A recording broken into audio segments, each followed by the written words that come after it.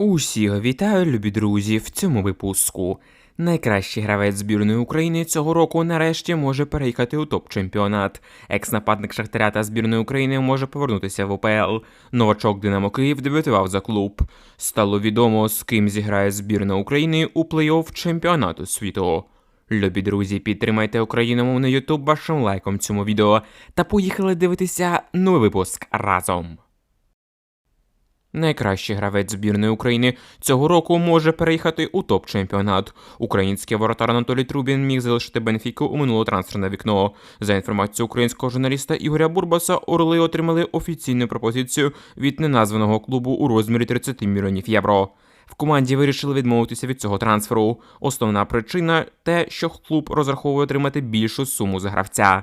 Як зазначає португальська преса, зараз Трубіним активно цікавляться клуби АПЛ, і вже влітку після завершення сезону та можливого чемпіонату світу готові викласти порядка 50-60 мільйонів за кіпера.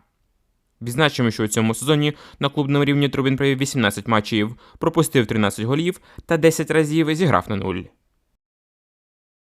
Анатолій Трубін зараз об'єктивно один з найкращих голкіперів світу. Це він демонструє як за Бенфіку, де з дуже жахливим захистом витягує неймовірні м'ячі, так і за збірну України, де він також показує себе на вищому рівні. І умовному Ман-Сіті чи Челсі точно знадобився би такий воротар. Тим паче Анатолій вже набрався міжнародного досвіду, вивчив іноземну мову та готовий до кроку вперед у своїй кар'єрі. Головне не повторити помилку Андрія Луніна та не йти в клуб, де Трубін буде запасним. Треба вибирати команду, в якій наш кіпер зможе отримувати регулярну ігрову практику. Клуб, де є проблеми на позиції воротаря. Якщо відкинути Арсенал, Ліверпуль, Реал чи Барсу, то в усіх інших топ-командах Європи немає стабільного номер 1, який не привозив би або був би беззаперечним гравцем основи. Друзі, якщо погоджуєте, що Трубін зараз найкращий голкіпер України, то поставте лайк цьому відео. Англійський клуб повністю викупив права на півзахисника збірної України. Англійський Брентфорд викупив права на півзахисника Єгора Ярмоляка, який грає в Прем'єр-лізі з 2023 року. Про це повідомляє український журналіст Ігор Бурбас. Під час трансферу 21-річного футболіста клуб із Англії заплатив СК Дніпро-1 1,5 мільйона євро і отримав 75% прав на півзахисника. За інформацією джерела, близько місяця тому Брентфорд заплатив ще 1,5 мільйона євро за 25%, що залишилося.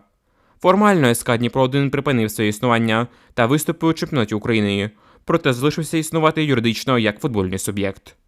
Відзначимо, що в цьому сезоні Ярмолюк став гравцем основи Брентфорда, провівши 13 матчів. Контракт півзахисника спливає через 6 років, а його трансферна вартість становить 20 мільйонів євро. Єгор Ярмолюк зараз, мабуть, один з найстабільніших українських футболістів за кордоном. Він дуже впевнено виглядає у своїй команді, зумівши вибороти місце в старті Брентфорду. І навіть у матчах збірної України проти тих самих французів було помітно, що Єгор виділяється своєю інтенсивністю та фізичною витривалістю, порівняно з іншими футболістами збірної України.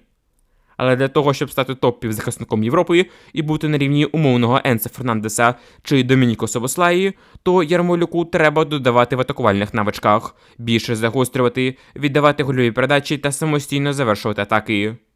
Поки що Ярмолюк непогано справляється з роллю підігруючого гравця, але нам в збірній потрібен лідер в центрі поля, який поведе за собою команду, і для цього Єгору ще є куди рости. Екс-нападник Шахтаря та збірної України може повернутися в український чемпіонат. Форвард турецького Трабзонспору Данило Сікан з високою ймовірністю залишить нинішню команду під час зимового трансферного вікна. Про це повідомляє видання Гунебакіс. Український футболіст не входить до планів головного тренера Фатіха Техке. Тому бордово-сині готові розглянути всі пропозиції щодо відходу гравця. У послугах форварда зацікавлені німецький Гамбург, Копенгаген з Данії, а також неназвана команда з України. Раніше інтерес до футболіста приписували Донецькому Шахтарю та Київському Динамо. Нагадаємо, що Сікан перебрався до чемпіонату Туреччини в січні цього року за 6 мільйонів євро з Шахтаря. У нинішньому сезоні футболіст провів 9 матчів, забив 1 гол, віддав 1 результативну передачу. При всій повазі до Сікана, але не зрозуміло, навіщо він Шахтарю. Хіба що затискати диру з лімітом на легіонерів УПЛ. Але Шахтар і так має 4 форварди – Майреліша, Елеса, Егіналду та Трауре. І Сікан п'ятим туди точно не вміщується. А от Динамо у нього навпаки більше шансів заграти, адже Блену це не вражає, Геро більше підходить на роль Джокера, а Ярмоленко завершує ігрову кар'єру влітку. Також теоретично Сікан був би корисним і Житомирському Поліссю під футбол Ротаня. Але чи потягне клуб Буткевича цей трансфер – це питання. Друзі, а в якій команді УПЛ ви б хотіли побачити Данила? В Шахтарі, Динамо чи Поліссі? Пишіть ваші думки в коментарях нижче. Офіційно КДК УАВ покарав Динамо та Шахтар. Контрольно-дисциплінарний комітет Української асоціації футболу покарав Київське Динамо та Донецький Шахтар після матчу 1/8 фіналу Кубка України, де підопічні Шовковського перемогли з рахунком 2-1. Комітет розглянув матеріали щодо матчу Кубку, який відбувся 29 жовтня, та зобов'язав Динамо Київ сплатити обов'язковий грошовий внесок у розмірі 370 тисяч гривень за повторне використання болівальниками Динамо піротехнічних засобів. У разі повторності даного порушення до Динамо можуть бути застосовані нефінансові санкції, у тому числі проведення матчу без болівальників. Шахтар же за аналогічне порушення отримав штраф у розмірі 125 тисяч гривень. Повідомили на сайті Української асоціації. Новачок Динамо Київ дебютував за клуб. Захисник Демократичної Республіки Конго Ю-20 Д'є Калонджі провів перший матч за дорослу команду київського Динамо. Калонджі взяв участь у товариському спарингу проти Епіцентру, який завершився перемогою киян з рахунком 2-1. Цікаво, що поки що Калонджі не є офіційним гравцем Динамо, а перебуває на перегляді, який за оцінками журналістів триватиме до кінця грудня цього року. Контракт захисника належить клубу Селесте, який грає у місцевому чемпіонаті ДР Конго. Д'є звернув на себе увагу після виступів на Кубку Африканських націй Ю-20, де провів 4 матчі та допоміг своїй збірні вийти до чвертьфіналу турніру. Мілевський обрав суперника для України на матч плей-офф відбору на чемпіонат світу. Колишній футболіст та зірка збірної України Артем Мілевський розповів, кого хотів би побачити суперником синьо-жовтих у плей-офф. Цитуємо Мілевського. «Хочу, щоб ми з румунами покоталися за євро, тим паче їх Луческо тренує, тому буде цікаво. А так ми повинні перемагати кожну команду, якщо хочемо зіграти на чемпіонаті світу. Усіх обіймаю, друзі. Далі більше», – сказав Артем Мілевський. Відзначимо, що шанси збірної України на перший кошик зросли завдяки перемозі Німеччини над Словаччиною з рахунком 6-0. Цей результат на руку синьо-жовтим. Високорейтингова Бундесмашина не гратиме у плей-офф.